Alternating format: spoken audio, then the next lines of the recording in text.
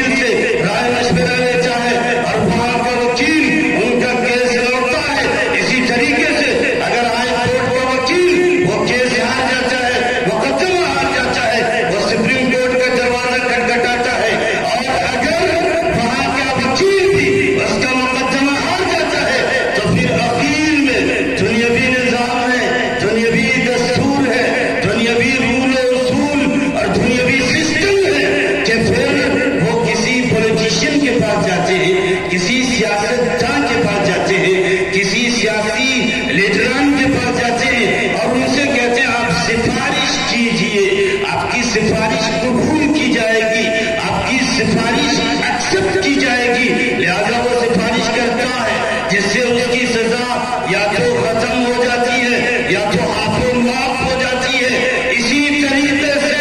یہ مدارس وکیل نہیں دیتے، لیکن ہاں یہ مدارس سفارشی دیتے ہیں. جب کل میدان محشر وفا ہوگا اس وقت ہر ایک کو سفارشی کی ضرورت پڑے گی. اور یہ وفا جو آج 4 وفا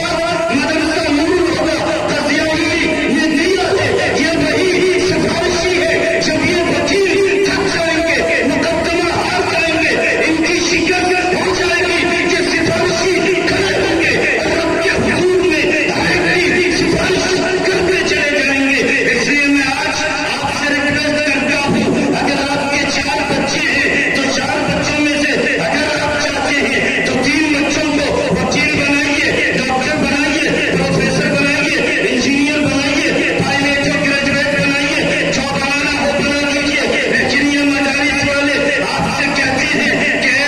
سفارشی بنا لیجیے، اس لیے کہ جب ایک سفارشی ہوگا وکیل کی بھی سفارش کرے گا، ڈاکٹر کی بھی سفارش کرے گا، انجینئر کی بھی سفارش کرے گا. اس لیے کہ یہ سفارشی اگر حافظ قرآن ہوگا تو کم سے کم 10 کی سفارش ضرور کرے گا. اور آج مدرسہ نور ہوگا قضیائی نے 4 افراد پیدا کیے ہیں. یہ 40 افراد کی سفارش کرے گا. اس وقت جب کسی کا کوئی پرسان حال نہیں ہوگا، یہ وکیل بھی ڈاکٹر کی ٹھوکریں کھا رہے ہوں گے اور یہ ڈاکٹر بھی ادھر ادھر گھوم رہے ہوں گے، ان کی ڈاکٹری ختم ہو جائے گی. لیکن یہ سفارشی، یہ 4 افراد یہ سفارش کرنے کے لیے تیار ہوں گے. اس لیے آپ کی خواہش کے مطابق ہم آپ کو کہنا چاہتے ہیں، اگر آپ وکیل ہی بنانا چاہتے ہیں تو ایک بچے کو وکیل بنائیے، ایک کو ڈاکٹر، ایک کو انجینئر. لیکن ہر گھر کا فرد سفارشی ایک ضرور ہونا چاہیے تاکہ ڈاکٹر کی بھی سفارش ہو، وکیل کی بھی اور انجینئر کی بھی سفارش ہو جائے. اور اس کے لیے وہ جو ڈاکٹر بن رہے ہیں، وہ جو وکیل بن رہے ہیں، وہ جو انجینئر بن رہے ہیں، ان کو بھی ایک بھائی ایسا تیار کرنا چاہیے اور کہنا چاہیے، اے میرے بھائی، میں دنیا کی طرف بڑھ رہا ہوں لیکن آپ تک آخرت تمہارے ذمہ ہے، سفارش آپ نے کرنی ہے. اس لیے میں آپ کا ایڈمیشن، آپ کا داخلہ مدرسہ نور الہدیٰ قضیائی میں کروا دیتا ہوں. آپ قرآن پڑھیں گے، آپ اسے قرآن پڑھیں گے اور آپ سفارشی بنیں گے. جب تمام کورٹ، تمام کچہری، تمام عدالت میں ہم کیس ہار چکے ہوں گے، اس وقت رب کے حضور میں آپ کی سفارش کام آئے گی. اس لیے میں کہتا ہوں 3 ادھر دیجیے تو ایک ادھر دیجیے. اور رب کا دستور ہے، رب کا نظام ہے کہ اللہ تعالی سفارشی پیدا کرواتا ہے. اور رب کا اصول یہ ہے کہ جو چیز جتنی زیادہ عام ہوتی ہے، جتنی زیادہ عام ہوتی ہے، اسے اللہ تعالی ہر ایک کو دے دیتا ہے اور ہر ایک کی ضرورت بنا دیتا ہے. اگزامپل کے طور پر یہ ہوا ہے، یہ ہر ایک کی ضرورت ہے. اگر کوئی شخص ایک روم میں بند ہو جائے، کھڑکیاں پیک کر دے اور کہے مجھے ہوا کی ضرورت نہیں ہے، تو پھر ایسا نہیں ہو سکتا کہ اسے ہوا نہیں ملے گی. نہیں، ایسا کبھی نہیں ہوگا، بلکہ اسے ہوا مل کے رہے گی. جب تک اس کی زندگی ہوگی اسے ہوا مل کے رہے گی. بالکل اسی طریقے سے یہ سفارشی پیدا ہونا رب کا نظام ہے، سفارشی پیدا ہونا رب کا دستور ہے، سفارشی پیدا ہونا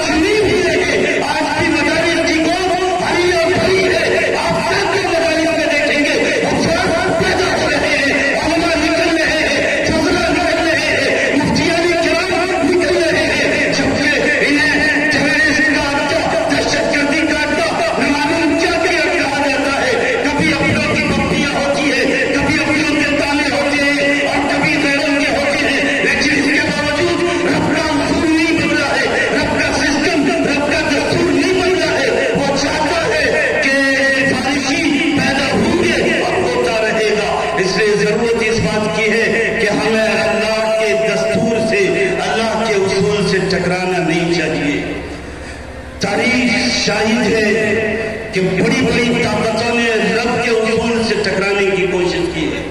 لیکن رب نے ہر ایک طاقت کو پاش پاش کر دیا ہے، رب نے ہر ایک طاقت کو چورا چورا کر دیا ہے۔ لہذا ضرورت اس بات کی ہے کہ ہر کوئی اپنے گھر میں وکیل بھی پیدا کرے اور ہر کوئی اپنے گھر میں سفارشی بھی پیدا کرے۔ اب میں بتاؤں، کوئی کہے میرا بھائی ڈاکٹر بن رہا ہے تو میں کہوں گا کہ ہاں آپ کا بھائی ڈاکٹر بن رہا ہے، لیکن جب یہی ڈاکٹر کے ابو جب انتقال کے قریب ہوتے ہیں یا پھر یہ کہ اس کی حالت بالکل بگڑ رہی ہوتی ہے تو اسے ضلع کے ہاسپٹل میں رکھا جاتا ہے، پھر دوسری جگہ ٹرانسفر کیا جاتا ہے، تیسری جگہ شفٹ کیا جاتا ہے۔ اسی طریقے سے اگر کسی شخص کے ابو امریکہ کے ہاسپٹل چلے جائیں اور امریکہ کا سب سے بڑا ڈاکٹر اس کا علاج کرتا ہے، آئی سی یو میں اسے ایڈمٹ کر دیتا ہے، اس کا بیٹا آئی سی یو کے دروازے کے پاس کہاں منتظر ہوتا ہے، جو ہی ڈاکٹر آئی سی یو روم سے نکلتا ہے اس کا بیٹا کہتا ہے سر ہمارے ابو کی طبیعت کیسی ہے؟ ڈاکٹر کہتا ہے آئی ایم سوری، میں نے پوری کوشش کی لیکن آپ کے والد محترم کی جان نہیں بچا سکا۔ اب دیکھیے کتنا بڑا ڈاکٹر ہے امریکہ کا بڑا اسپتال، اور اس امریکے کے بڑا اسپتال کا سب سے بڑا ڈاکٹر اب وہ تھک ہار چکا ہے تو اب وہی شخص فون کرتا ہے، کسی مدرسے میں فون کرتا ہے، کسی مسجد میں فون کرتا ہے، کسی حافظ و قاری عالم و مفتی کو فون کرتا ہے اور کہتا ہے کہ مفتی صاحب، قاری صاحب، یہ ڈاکٹر ہار چکا ہے، اب سفارشی کی ضرورت ہے، میرے والد محترم کی ڈیڈ باڈی گھر جا رہی ہے، آپ ان کے سفارش کا اہتمام کیجئے۔ مطلب یہ کہ ان کی دعائیں مغفرت کا اہتمام کیجئے۔ یہاں سے پتا چلا کہ جب دنیا کے بڑے ہاسپٹل کا سب سے بڑا ڈاکٹر تھک ہار جاتا ہے، وہاں سے مدرسہ نور الہدیٰ قضیائی کا ایک ادنا سا بچہ سفارشی بن کر اللہ کے حضور میں سفارش کرتا ہے۔ ڈاکٹر فیل ہو چکا تھا، امریکہ کا ڈاکٹر، بڑا ڈاکٹر، گریٹ پرسنالٹی، جب وہ فیل ہو چکا ہے تو مدرسے کا ادنا بچہ اسے کام آتا ہے کہ آپ سفارش کا انتظام کیجیے۔ اب میرے ابو محترم کو سفارش کی ضرورت ہے، ہاں اسی طریقے سے اب وہ رب کے حضور میں جائے گا، یہی مدارس کے علماء، حفاظ، قرآن، یہی ان کی سفارش کر کے نظر آئیں گے۔ اور میں اس کی ایک اور مثال دوں کہ یہی کیوں ہے، اگر کوئی شخص کل ہی صبح ہو کر کسی اسکول کی طرف ایک بکرا لے کر جائے گا اور کہے گا اسکول کے طالب علموں، اسکول کے اسٹوڈنٹوں، یہ بکرا قبول کر لیجئے میرے ابو محترم کی طرف سے کہ ان کا ایصال ثواب ہو جائے۔ وہ اسکول کے بچے کہیں گے کیا ہو گیا ہے؟ لگتا ہے آپ کو کسی نے ایڈریس غلط بتا دیا ہے، لگتا ہے کسی نے آپ کو مس یوز کر دیا ہے، لگتا ہے کسی نے آپ کو ڈائیورٹ کر دیا ہے۔ ہم ایصال ثواب والے نہیں ہیں، ہم سفارشی نہیں ہیں، ہم اللہ کے حضور میں سفارش کرنے والے نہیں ہیں، ہم وہ ہیں جو ڈاکٹر ہیں، ہم وہ ہیں جو وکیل ہیں۔ لہٰذا وہ بھی کہہ دیں گے یہ کام میرے بس میں نہیں ہے، اگر اس کام کی ضرورت ہے، ابو میاں کی سفارش کی ضرورت ہے تو مدرسہ نور الہدیٰ قضیہ ہی چلے جاؤ، وہاں اللہ کے سفارشی موجود ملیں گے جن کی سفارش کا مقام و مرتبہ رب کے نزدیک دنیا کے بڑے بڑے ڈاکٹروں سے بڑھ کے ہوتا ہے۔ لہٰذا وہ فوراً مدرسہ نور الہدیٰ قضیہ کا رخ کریں گے اور بچوں کو بکرا دے دیں گے اور کہیں گے دعا کیجیے گا۔ بچے بھی خوشی خوشی انہیں الوداع کہیں گے اور انہیں بھی پتا ہو جائے گا کہ ہاں واقعی یہ مدارس سفارشی پیدا کرتے ہیں۔ لہذا ضرورت اس بات کی ہے کہ ہم نے جو کچھ کرنا ہے وہ کریں۔ میں کسی تعلیم کا مخالف نہیں ہوں، ہر ایک تعلیم کا میں اتحادی ہوں۔ آپ اسکول میں بھی پڑھائیے، کالجز میں بھی پڑھائیے، لیکن میں یہ کہوں گا کہ اسکول اور کالج والوں کو بھی سفارشی کی ضرورت پیش آتی ہے۔ اس لیے ہر گھر کا ایک ایک بچہ ضرور مدرسہ آنا چاہیے، مدرسہ نور الہدیٰ قضیائی آنا چاہیے۔ یہ مدرسہ نور